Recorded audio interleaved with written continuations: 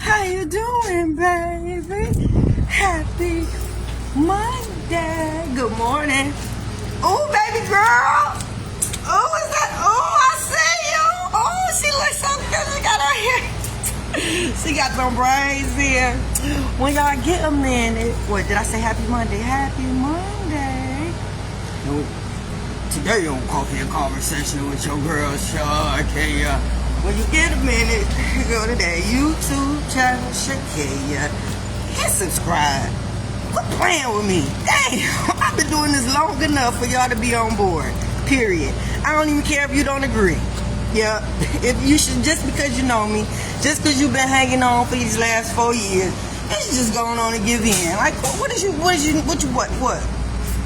reason? What's your reason for not subscribing to my channel and looking at some of the videos and sharing them? Huh? What's your reason? Give me one. Give me one. You don't like me? Why you don't like me? What I do to you? What I do to you? Why you don't like me? Huh? Huh? What I be saying don't make sense to you? Huh? All of it can't be wrong. Yeah,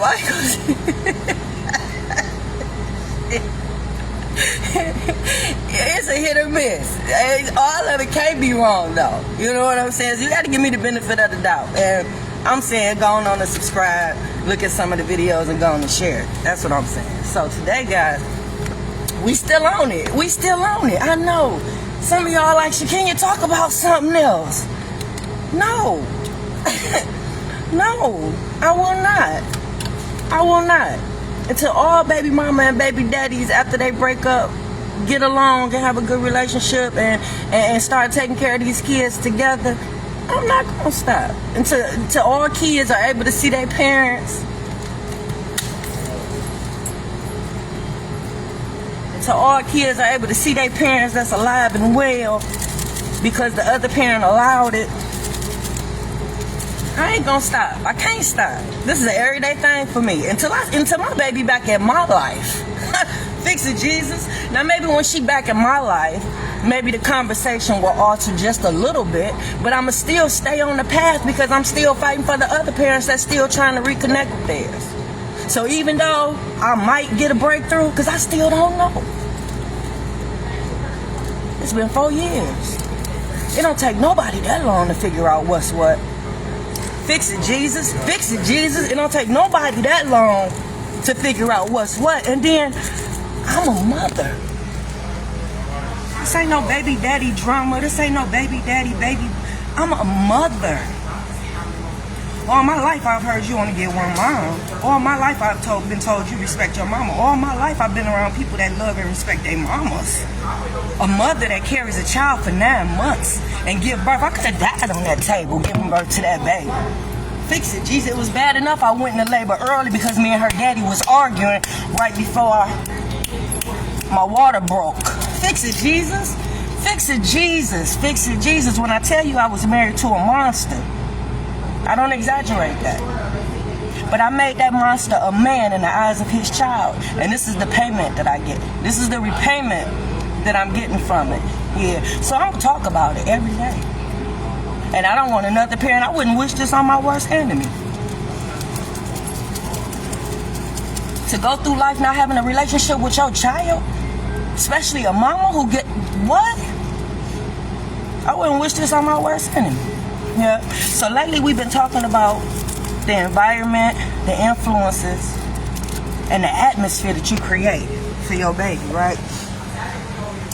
Environment you had them in, people you had them around. We've been talking about that, right?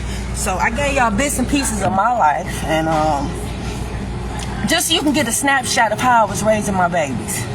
Just so you can see a little bit of some of the stuff, because maybe you can help pull something out to say you see why I don't have a relationship with my baby. I want you to. I want you to be able to pull something out to say that I see why she don't respect you. I see why she don't love you. I see why she don't want to be in your life or you in hers. I want you to hear something. I might even tell you something today. That's how cool I feel about kicking it with y'all about what because I'm not fake. Y'all already know that. Y'all know I'm very transparent. You know that. And I don't mind. Yeah, I don't mind. I don't. I'm so comfortable in my truth, I don't even mind sharing. Yeah. Hey, Terry. So, you haven't heard nothing. You might hear something today. Yeah. So, I share with you my personal life. I can't keep a man. I cannot. I can't keep him too long. Well, so I've had a couple relationships throughout the 20 years that, you know, me and her, my divorce. I've had a couple relationships. Yeah. I ain't proud of it. I ain't had no bad men though.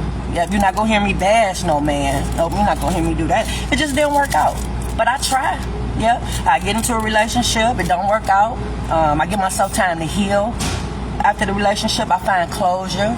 So I say every 3-4 years, you might see me with a boo. You might see me with a boo. Yeah, so they've met a couple people. But what I will tell you is, I wish I would have fell in love with my childhood sweetheart.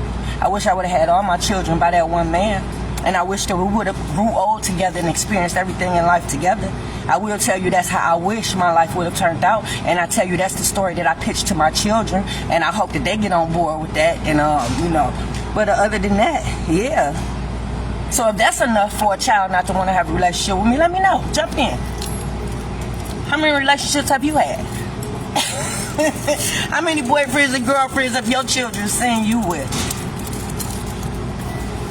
Because before you judge, I just want you to look at yourself.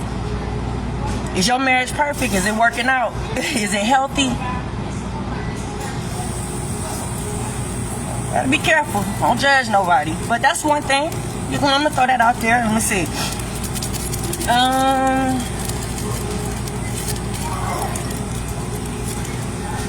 I did say some things to the baby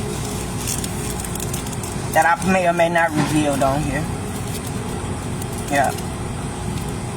One thing I said to her, it was one of them days that I'm asking her about her day, and she kind of was closed in, didn't really, real withdrawn, really didn't want to talk. It was like pulling teeth, and that's not the norm. That's when I first got a sense that something might be wrong and somebody might be working against me, because I put in a lot of effort into my children being able to communicate with me. And I say that, and I'll let you know what it is. Like, I've always made them feel comfortable. I've always created a safe space. I've always showed no judgment. At least I try anyway, because I'm not perfect. But I've always let them know that you can come and talk to me about anything. And so far, my children are 20s and 30s. They seem to come to me and talk to me. The baby is the only one. Ain't that crazy? Yeah, so for me to put in a lot of time and effort to create a safe space for my children and to create an open line of communication since they were little, because that's something you got to do when they little. You can't wait until they grown and teenagers and now you want to talk and now you want to open up. You got to start that when they little, because it opens up. A lot comes from that. I'll just say that. Not only do y'all have an open line of communication, but that's your opportunity to correct your children when they're speaking, if they're using the wrong grammar or something out of context or the wrong word in this sentence. When y'all communicate with each other and y'all talking all the time, that's your time to correct your baby. Yeah. So it was one of them days, it's like pulling teeth to find out how her day was. And it wasn't one of those pulling teeth to where she just had you can tell somebody's telling her not to talk to me. Fix it, Jesus. Fix it, Jesus, because it's a difference. If you know your babies, it's a difference when the baby just had such a bad day and was just traumatized by the day to where they just don't want to talk to you. But when you got a healthy communication and it's constant, it's something that's ongoing, it's something that's everyday, it's something that's natural. You can tell somebody telling that baby, don't do that. Somebody's telling that baby, don't do that. And it was just like putting, so I said, you remind me, sometimes you make me feel like I'm still married to your daddy. I know, that was horrible, wasn't it? That was a horrible thing to say. Trust and believe, the next day I had called and, I mean, not called, but I played the apology game with her the next day, because that wasn't nothing nice to say. Because it was hard to get him to communicate and talk to me. So it was like, just putting me back in that pocket, it wasn't a good feeling. You know what I'm saying? Being married to him was not good. You know what I mean? So she sent me back there, and of course I apologized to her because that wasn't nothing nice to say. Because I wasn't happy when I was married to her dad. And I explained that to her, and I let her know I would never say nothing like that again.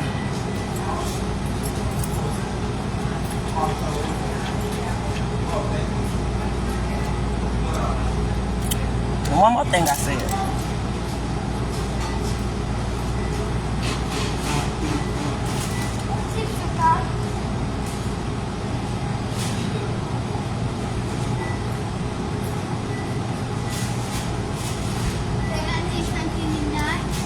Oh, baby girl, I gotta get you on camera. You look so pretty. Where you at? Say cheese to the people. Say cheese. She looks so cute. Okay. One last thing I said. That day that I dropped her off at her dad's house. And I'm not proud of this, people. I'm not. I should have handled this. Me being a professional, me being the type of person that I am, me dealing with families and stuff, I should have handled it a little bit different. But the night we got into an argument, that was the first time she ever raised her voice at me. Like, I ain't never had no problems with these kids. When I had problems with Kennedy, I choked her up.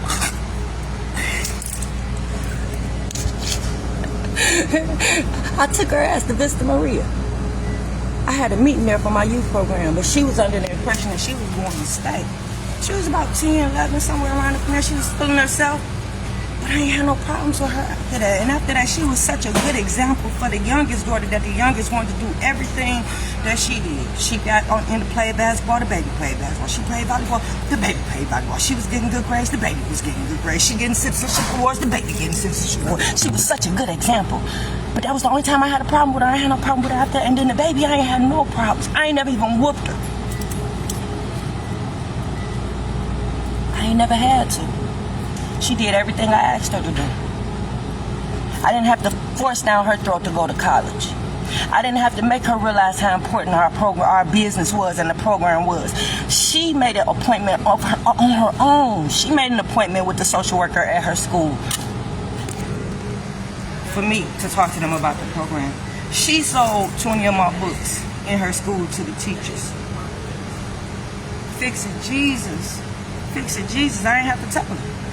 So I ain't had no problems with it. So for her to raise her voice at me, it hurted, because through me talking to her on the ride, I let her know what her daddy was trying to do. This was the first time I had revealed to her what her daddy was trying to do to us, and what we had built, and what was trying to destroy.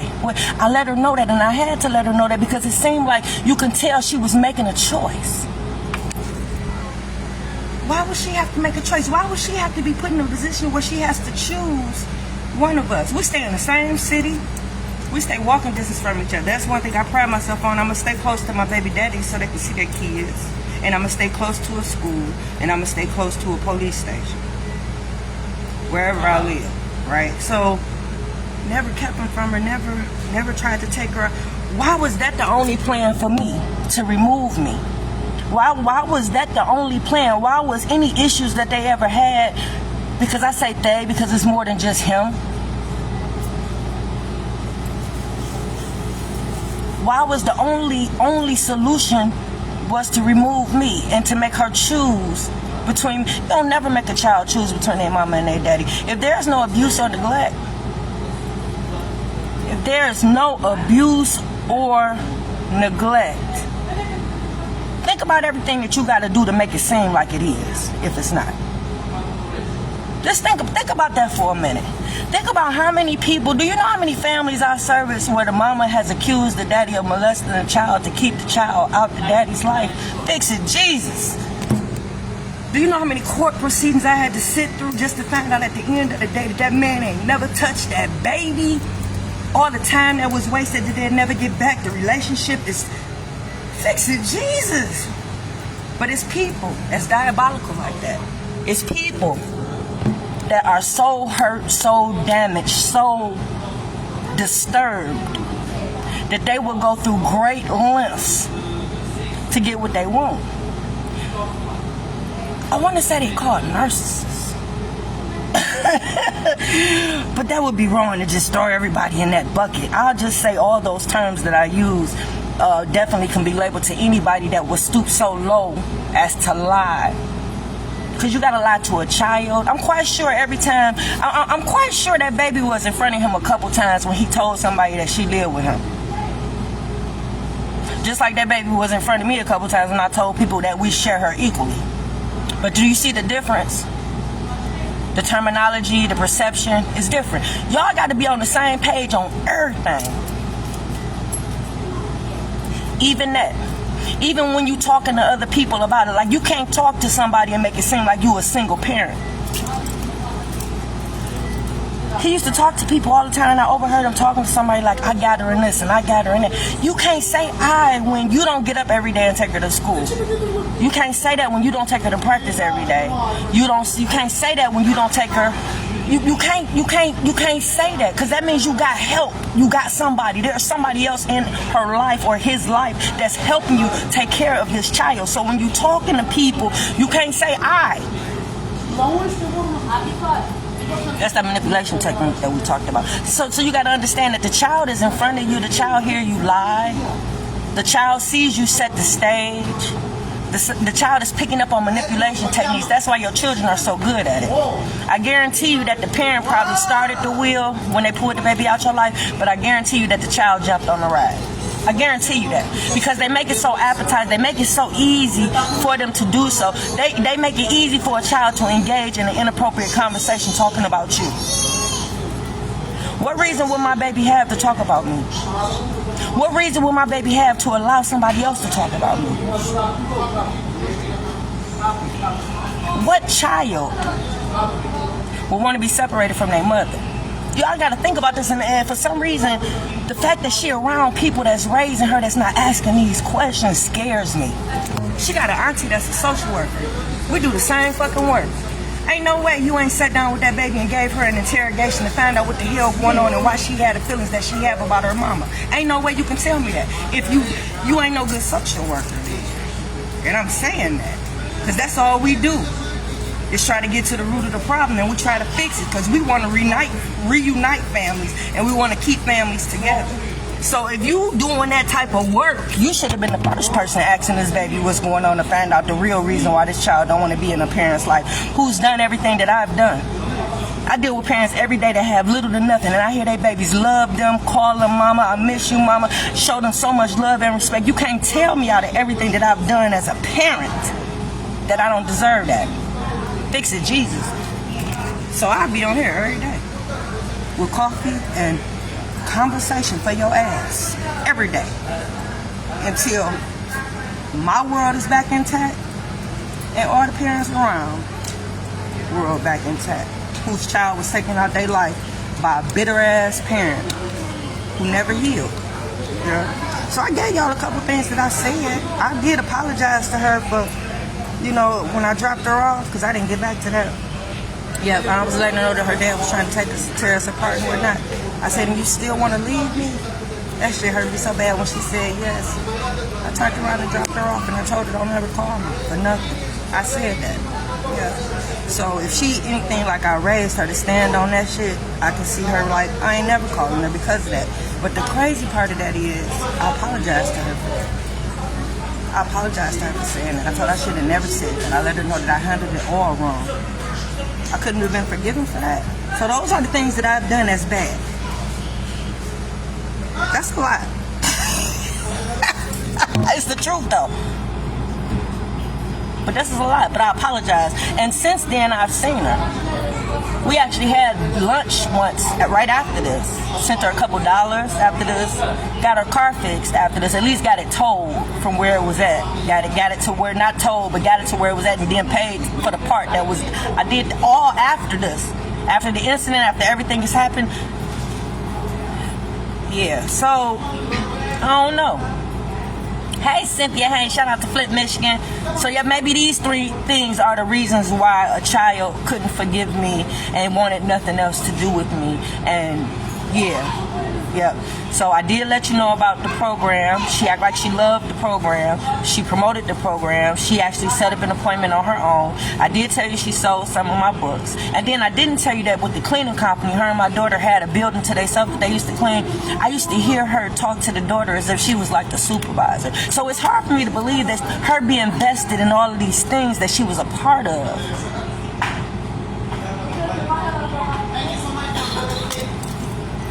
That she wouldn't want to know how it all ends or be a part of it anymore or fix it. Jesus. So y'all, that's it for Coffee and Conversation. Go girl Shakenya. I gotta get over to that lady house. I'm gonna lose my job. Come on.